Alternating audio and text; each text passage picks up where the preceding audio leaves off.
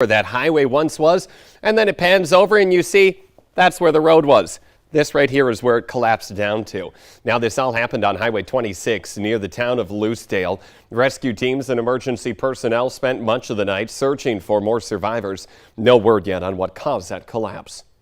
New this morning, the Taliban is now in full control of Kabul's International Airport after the last U.S. plane left its runway.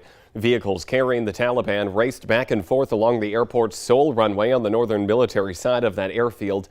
And before dawn broke, heavily armed Taliban fighters walked through hangars, passing some of the helicopters the State Department used in the evacuations before rendering them unflyable. And take a look right there. You'll see all of that luggage that's strewn across as people tried to get out in the chaos. There were also white flags that were over barriers at the airfield. Now, apparently, that was all left behind in the chaos of the American exit. And we have a shot of the last man out of Afghanistan, Major General Chris Donahue, commander of the U.S. Army's 82nd Airborne Division. He boarded a C-17 cargo plane at the Kabul airport yesterday. It closes the U.S. mission to evacuate Americans after the Taliban takeover earlier this month.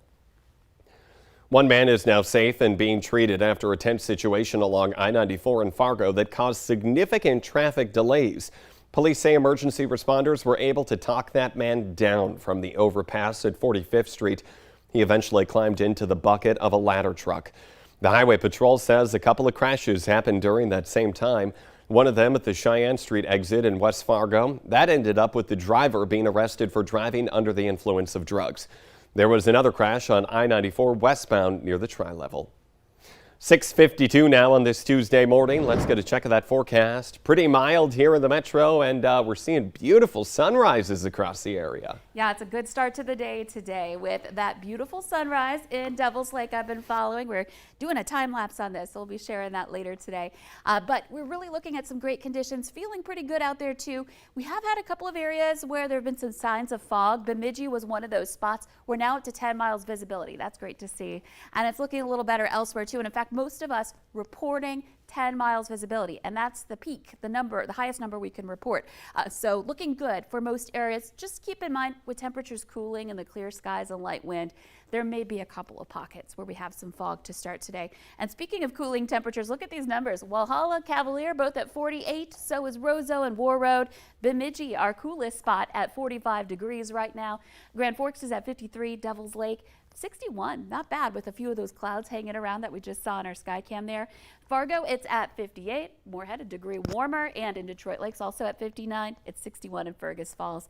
And over in Oaks and Jamestown and Valley City, checking in at 57. So some of us a little chillier. You might want the sweater, the sweatshirt to head out to the bus stop this morning.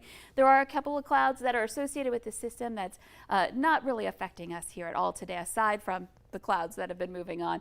And just doing a quick check on Ida, it is now a tropical depression, that center of circulation in northeastern parts of Mississippi, moving to the northeast at 12 miles per hour. So this is going to continue to move on through the south and beyond, and it's going to continue to be a big flood threat for any areas it's going to be moving through for today. Very different forecast for us. We've got some beautiful weather here this morning out at the bus stop. Again, some of us on the cooler side. I think temperatures are going to be close to around 60 as we head closer to the 8 o'clock hour. And some sunny skies heading into this afternoon as well. Expect temperatures back into some upper 70s, maybe even some 80s again here for today. Just a nice afternoon coming up here for the kids and for all of us. Even into this evening should be a good night. Wednesday, the wind picks up first, and then we'll see that chance for rain and thunder late in the day. And then that will continue into Thursday on our first alert weather day, leading up to our holiday weekend. So some big changes coming up here this week. All right, Lisa, thank you. Louisiana is now dealing with the aftermath of Hurricane Ida. That storm made landfall as a Category 4 on Sunday and left behind severe damage. More than 1 million customers now without power. At least 2 deaths are related to that storm. They were reported yesterday. Dozens of rescue missions were launched to evacuate people stranded in their homes. The National Guard activated 4,900 soldiers and was positioned to send nearly 200 high water vehicles and more than 70 rescue boats and 30 helicopters. At least 191 people and 27 pets have been rescued after crews checked out 400 homes. We are getting an update on the COVID-19 situation today in Cass and Clay counties. The city of Fargo is hosting a public briefing at 10 a.m. It will be streamed live on Fargo's Facebook and Twitter accounts. Speakers include officials from Fargo-Cass Public Health, North Dakota Health Department, Clay County Public Health, and Sanford and Essentia Health. A small group of NDSU students are taking a stand against the university's mask mandate. They marched through campus chanting and holding signs yesterday, hoping to send a message to university officials. The students say they are not against face coverings, but say they do not agree with having their right to decide for themselves taken away. The group says if the mandate is not lifted, they will take further action. I'm going to be, along with some other student senators, pushing a bill through the Senate to recommend to Brashani on behalf of the students that we remove the mask mandate. About 15 students attended that march. The NDSU event was one of 3 face mask mandate protests yesterday. In Moorhead, about a dozen parents showed up to the first day of school with signs asking for that mask mandate to be dropped. Our reporter on scene said some people driving by were yelling from their cars, telling the protesters to go home. Parents in Fargo were outside of Carl Benielson Middle School. Signs there asked the school district to let parents decide if their kids could wear face coverings. Meanwhile, enrollment on the first day of school for Moorhead totaled more than 7,300 students in grades K through 12. That's 183 more students than last year. Superintendent Brandon Lunak says they're pleased to welcome kids back in person this fall. Lunak says they have learned through the pandemic that students learn best in the classroom. Car seats and booster seats have come a long way in recent years, from riding with a baby on your lap to the safety seats that we have today. Car safety for kids is better now than ever before. But how do you know if the car seat you have is the right one for your children? The Valley Today's Brian Sherrod joins us live talking to the experts about their car seat checkup program. Good morning, Brian. And good morning, Jordan. That's right. You want to make sure the car seat is secure, and I'm not alone. I'm with Travis Olson to talk all about it. Thank you for being here with me this morning.